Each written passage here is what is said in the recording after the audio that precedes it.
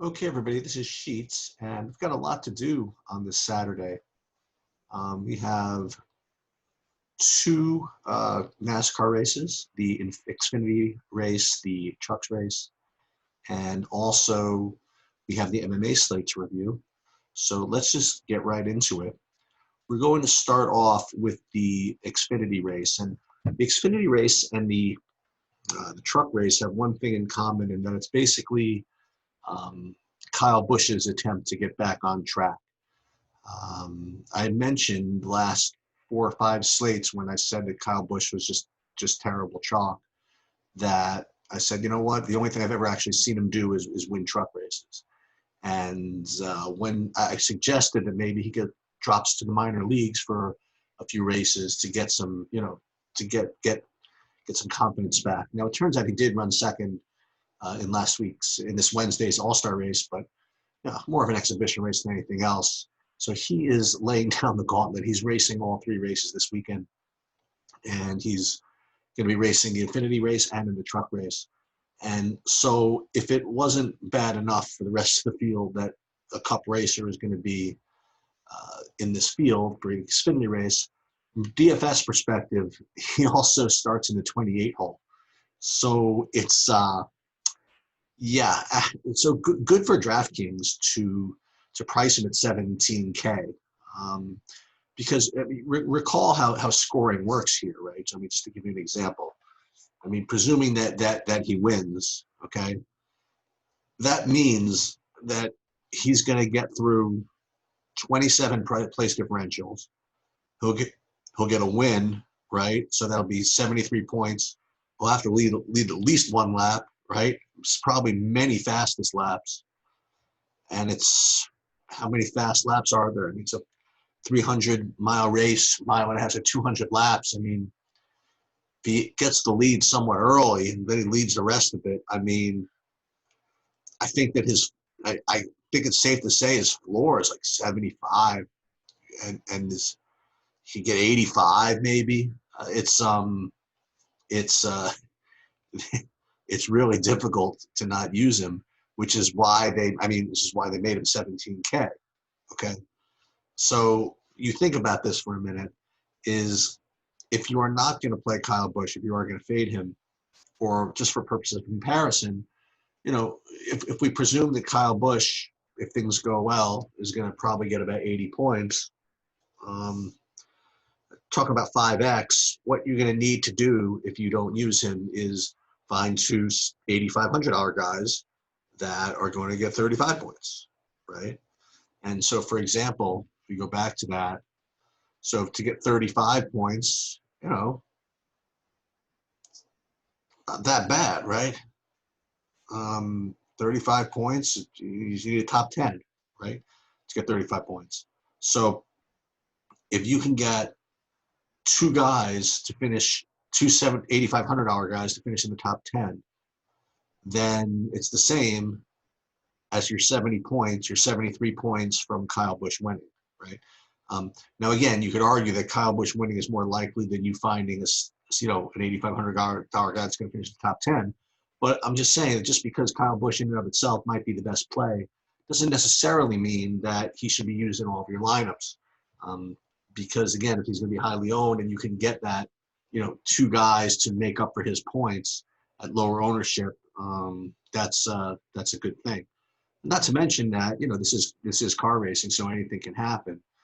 It's possible he gets pit speeding penalties. I mean, it's possible he wrecks. Anything's possible. So I'm not going to use Kyle Busch in every one of my lineups. I'll probably use him in either 50% or 2/3 of them or something like that. And I am going to want to show you how construction is going to work when you do want to use Kyle Busch and when you don't. So first of all, just so you guys know, I'm probably going to be playing 13 lineups here. So 12 entries the $8 or whatever, and then I'm going to play one entry in the bigger one, like a 180 or something like that. But the way I'm going to deal with this is, let's start with the Kyle Busch lineups. So if you're going to use Kyle Busch, and you're going to obviously he has to win, right? Um, how else do you fill the rest of your lineup in? I think that what you need to do is you need to kind of, just like every kind of showdown slate, you need to kind of kind of tell a story. So if Busch is going to just kind of weave through the field gradually and then eventually win, you probably are going to be really needing to get some dominator points, before Kyle Busch actually takes the lead. So the first thing I'd like to make sure to do is to pair Kyle Busch with someone who rates to get a decent amount of dominator points. I mean, they are 200 laps, so Kyle Busch very well might just toy with them. You know what I mean? Just like slowly and surely meander through the field and eventually just get the W while letting other people lead laps. I mean, it's certainly possible. Or he could come from 28 and get to the lead within 12 laps, and then there's a big problem. So let's talk about the guys that we're going to use with him to get those dominator points. So the first guy, the real obvious play, is going to be Austin Cindric. I mean, he was the nuts last week. His car was the fastest by a lot, and he's starting from the 3. So it's very likely that he gets around. Who's got the pole here? Annette and Burton, and just kind of waltz to the lead and lead for as long as he wants. So that's the first thing I want to accomplish is, in one of my builds, I'm certainly going to try to get Cindric. And now the good thing is we kind of go through this.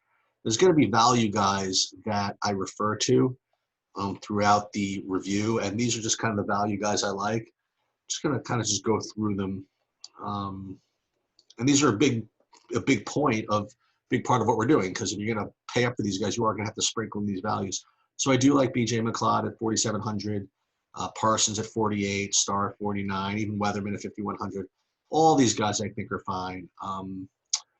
So these are going to be the main ones. I might use some liked. I'm going to get his name pronounced wrong again. Those are basically the value guys that I'm going to use.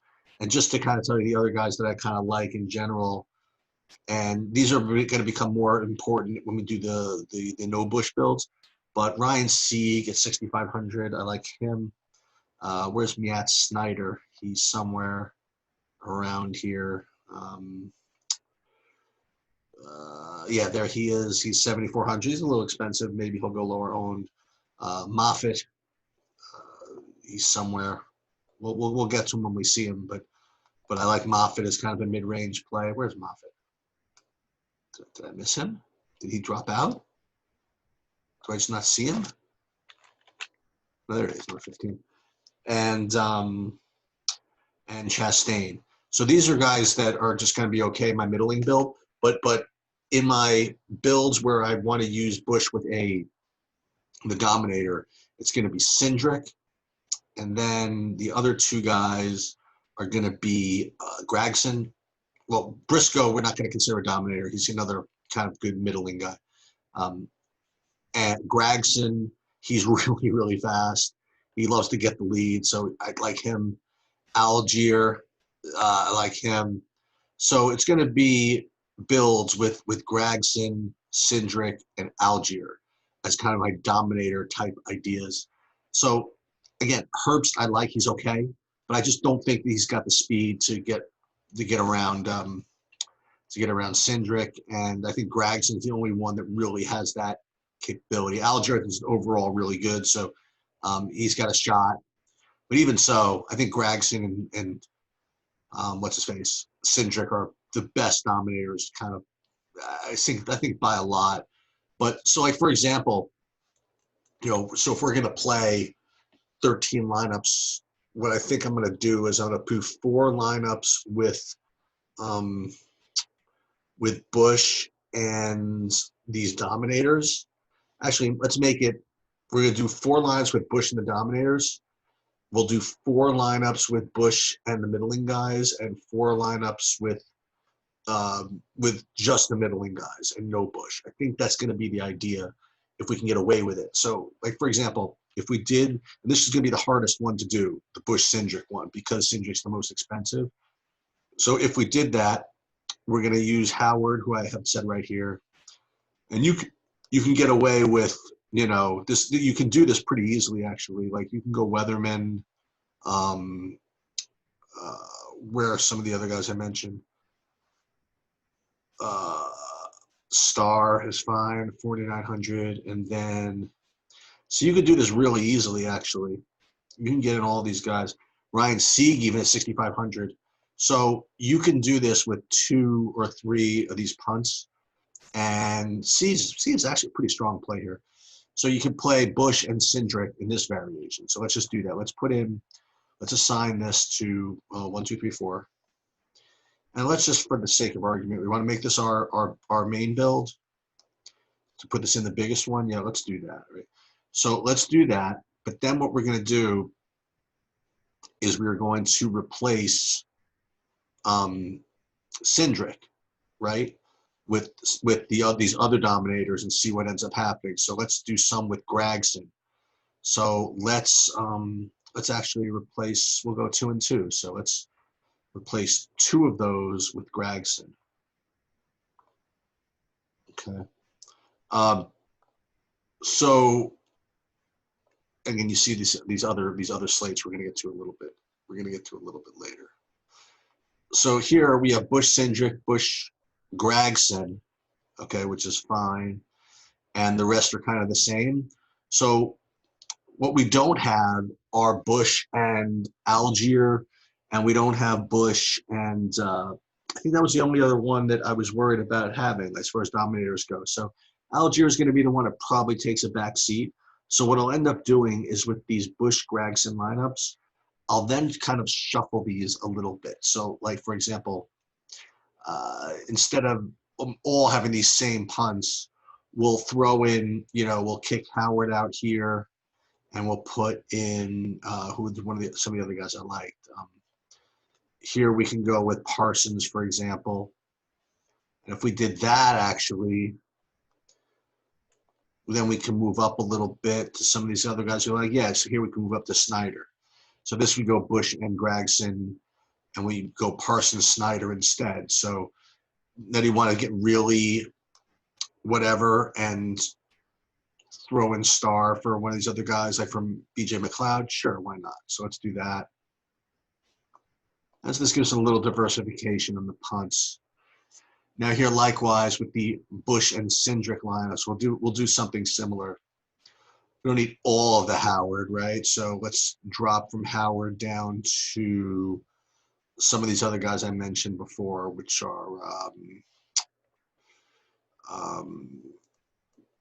did I say liked? Yeah, liked. We could use him. And Parsons in front of, instead of Star, we could do that. And if we did that, could we change Sieg to somebody better? Probably not. He's probably just going to end up being the same. I don't really need any of these guys, so let's just keep the rest of this the same. So Ryan Siege might be a little overweight, but that's okay. Can we get up to Moffitt maybe? So if we did that, let's go to Moffitt, and then we have to drop to 40. We have to go to this BJ McLeod thing here. So let's get rid of liked and put in.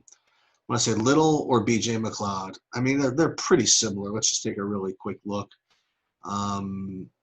This guy's not that bad. I mean, he's got a 10, a 1350. Yeah, so let's use him. We'll use Jesse Little. Okay.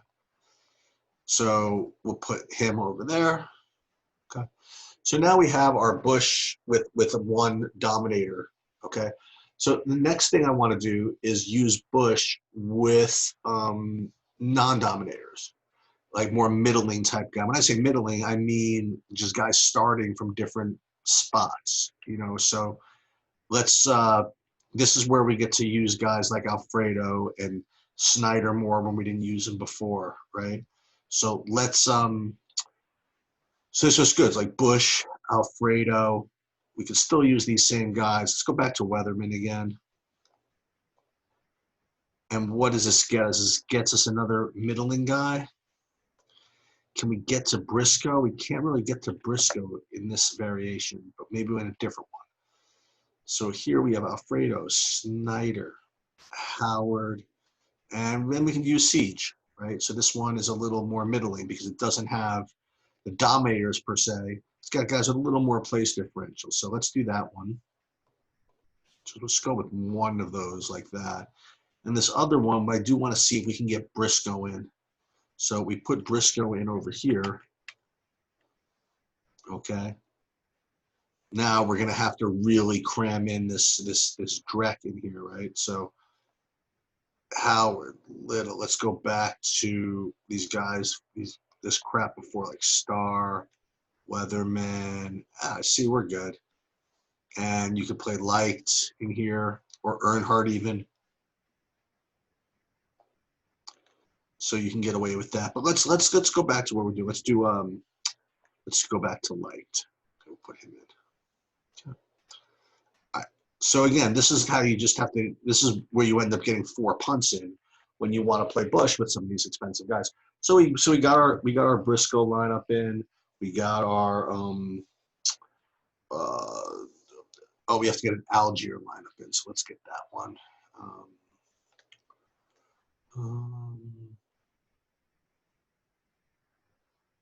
So let's go Algier.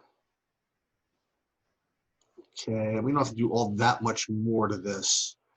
So let's keep Snyder in over here. But now again, I don't want to forget about Moffitt. So we'll put him in instead of Snyder in this lineup. Moffitt. And then again, we're punting. We're punting back to Weatherman again. All right, very good. Okay, so let's get that lineup in like that. So are we good now with the Kyle Busch lineups, or we want to do one more? Yeah, we'll do one more Kyle Busch lineup. And again, we'll make it middling without any dominators. So who did we not use? We didn't use any Chastain, so we'll put him in. So we'll do a Chastain lineup. And this is going to be tough, but again, we're just going to have to drek it up a little bit, put in these same scrubs we had before. We could put in Herbst. Can we get away with that? I don't think we can. It's a little bit too dominatory also. I don't like his starting position, but we can go back to Moffitt if we want, and then we're back into this David Starr business. Want to go back to Weatherman again? Sure, why not? Go back to Weatherman again, and then we should be all set. So now we are done with the Kyle Busch lineups. And remember, from the terms of construction and portfolio management, what have we done? We did 2 lineups with had some Kyle Busch with Cindric. We had some Busch with Gragson as my dominator plays. And then you had him also with Briscoe and Chastain and Alfredo, for example, as some of the more middling builds. Okay. With Busch. So now what we get to do is now we get to throw Busch out in these last 4. So what we're going to do is go back to all these middling guys before, and we'll throw those in instead. So that means we're going to get back some Briscoe, maybe what we'll do is we'll get Briscoe with Cindric or Briscoe with Gragson, that type of thing. Maybe some Alfredo. So let's see what happens. Let's see how much let's see if we want to spend a lot. So let's say we went Briscoe with, say, Cindric. Okay. See, now we have so much money we can spend. We don't even know what to do with it all. You could go play, now you can go play Herbst if you want, with the idea that Cindric leads a bunch of laps and something happens to Kyle Busch, Herbst does well, and then maybe, then we could do something like this. And then you could even, if you want, play Alfredo, and you could play all these guys near the front. So you play the good drivers near the front. The only guy you don't have is, what's his name? Algier. So we have to get one of him. So let's put Weatherman over here. 2 punts, that's fine. So we'll do this. Now we'll do one where we get some Algier in here. So once again, we're going to go Algier with Gragson. How about that? We'll do Algier with Gragson. Can't also get, or I guess you could get Cindric too if you wanted to. I'm going to try it? No, let's try it. We want Briscoe in. We could do that. Boom. How about that? Totally do that. Okay, so that'll be done. And then just and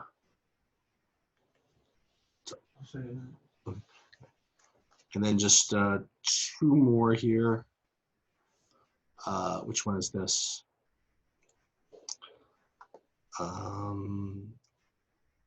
Right. So these last two again, we'll just do more middling. We'll do this one. We'll do Gregson and Cindric. We'll keep Alfredo in. We can move up to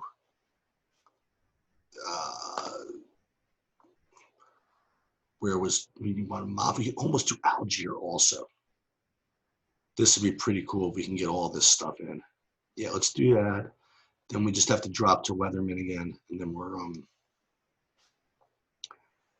in good shape.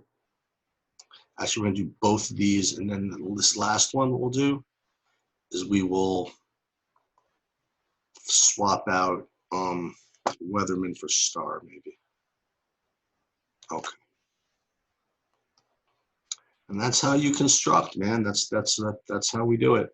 We have a 2/3 exposure to Busch, which is fine.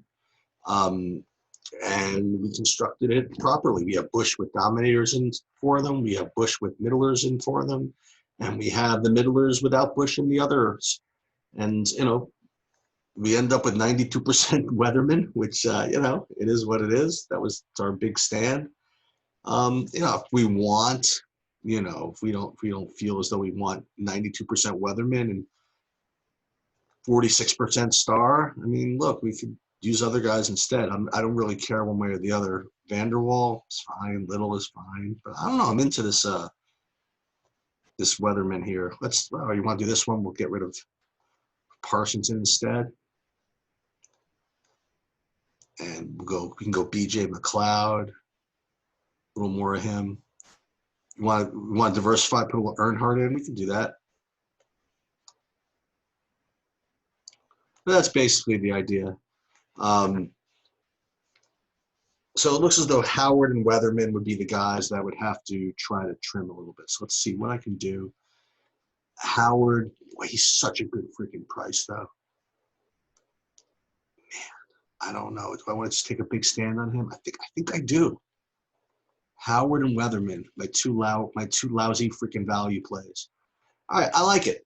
All right, that's it. I will come back with a truck review preview and an MMA preview. And that'll do it for now.